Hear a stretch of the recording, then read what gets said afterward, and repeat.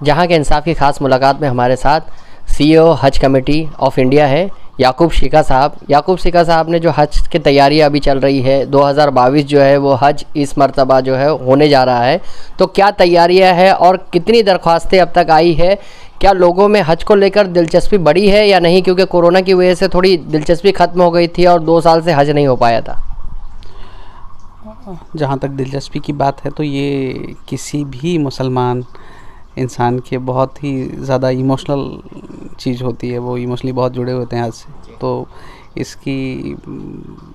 जो चाहत है वो तो सभी इंसान को होती है, तो वो तो बढ़ी ही रहेगी और बड़े इंशाल्लाह आगे भी बढ़ी ही रहेगी। जहाँ तक एप्लीकेशंस की बात है तो अभी तक लगभग 72,000 के आसपास हमारे अपनी रजिस्ट्रेशन हो चुके हैं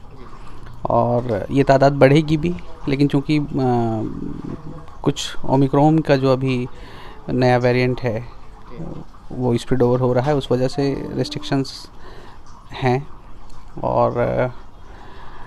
इनके बाद इस वजह से कुछ कम एप्लीकेशंस आए हैं। अभी तक 72 आए हैं, लेकिन हमने अभी दरख्वास्त की है मंत्रालय को कि 15 दिन की और सहूलियत लोगों को दी जाए, सो दैट कि उस बीच ये कोविड को लेके जो सिनेरियो है वो भी एक क्लियर हो जाएगा और जो लोग इस इंतज़ार में हैं कि थोड़ी तब तक पिक्चर क्लियर हो जाएगी वो भी हज अप्लाई कर पाएंगे। तो उनकी सहूलियत के लिए मंत्रालय से संपर्क किया गया है, उन्हें चिट्ठी लिखी गई और पूरी उम्मीद है कि वो स्वीकार्य हो जाएगा। आपको क्या लगता है कि हज जो है इस मरतबा भी कुछ महदूद करने की कोशिश की जा सकती है, क्योंकि सऊदीया में भी कुछ पाबंदियां ऐड की गई है, नई पाबंदियां, जिस तरह से ओमिक्रॉन का खतरा देखने को मिला है, तो ऐसे में आपका क्या कहना है पूरा? हाँ, इसके तो पूरे चांसेस हैं कि जिस तरह का अब तक हज होता आया है और अब जो हज होगा उनमें बहुत चीज़ें बहुत फ़र्क होंगी, क्योंकि आप भी जानते हैं कि एक ग्लोबल फेनोमेना है, चीज़ें बहुत सारी बदल चुकी हैं, तो उस वजह से रिस्ट्रिक्शंस बहुत लाजमी है, होगा और होना भी चाहिए, क्योंकि हम सबकी एक कलेक्टिव रिस्पॉन्सिबिलिटी है कि हम पूरी दुनिया को सेफ़ और हेल्दी रखें। इस लिहाज से हो सकता है कि रिस्ट्रिक्शंस हों और तादाद भी कुछ कम की जाए, पाबंदियाँ कुछ बढ़ाई जाएं, ये सब रहेंगे।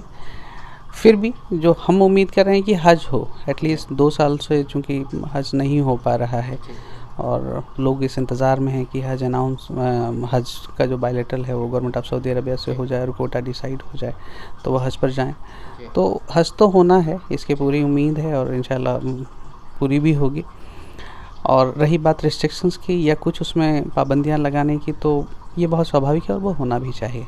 सेहत और सलामती को लेकर काफ़ी फ़िक्रमंद रहा है हिंदुस्तान और सऊदी की हर गाइडलाइन पर अमल करने की जो है वो दिलचस्पी दिखाई है आपके वज़ीर जो है अक़लियती उमूर मुख्तार अब्बास नकवी ने। तो उस सिलसिले में जो 2 टीका जो है वो कंपलसरी लाजमी करार दिया गया है और दूसरे जो उसूल है सऊदी गाइडलाइन जो बनाएंगी उस पर भी लाजमी से अमल पैरा करना जो है वो उन्होंने हिदायत की है। तो ऐसे में क्या रहेगा पूरा? अब इस बार का जो हमने हज अनाउंस होने के बाद जितने भी प्रोग्राम्स हमारे हुए, जो हमने ट्रेनिंग कराई है, उसमें मैं आपको बताना चाहूँगा कि मंत्री जी का और मंत्रालय का और हज कमेटी ऑफ इंडिया का जो ओरिएंटेशन रहा है, जो फोकस रहा है, वो हेल्थ, हाइजीन एंड प्रिकॉशंस पे रहा है। और जैसा कि मंत्री जी ने जब अपनी यहाँ पे प्रेस को ब्रीफ किया था, तब उस समय भी उन्होंने कहा था कि आप हेल्थ, हाइजीन और प्रिकॉशंस पे पूरा ध्यान रखें और जो रिचुअल्स का पार्ट है, जो ट्रेडिशनल पार्ट है, वो तो होना ही है, लेकिन अब समय बदल गया है, तो उसकी नीड ये है कि आप इन चीज़ों को फोकस करें और एक ज़िम्मेदार हिंदुस्तानी नागरिक होने का जो फ़र्ज़ है वो निभाएं और जो सऊदी गवर्नमेंट के अपने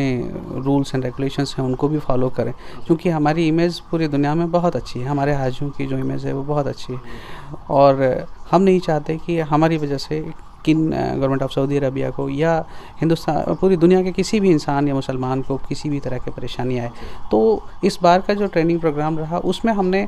डिजास्टर मैनेजमेंट, हेल्थ को, हाइजीन को और अपने आप को कैसे कैरी करना है इंडिविजुअल कैपेसिटी में, इस पर बहुत फोकस किया है और हमारा ट्रेनिंग का एक बड़ा पार्ट इससे जुड़ा हुआ था जी। ये थे याकूब शिखा जो बता रहे थे कि हज कमेटी की मुकम्मल तैयारी है और इस साल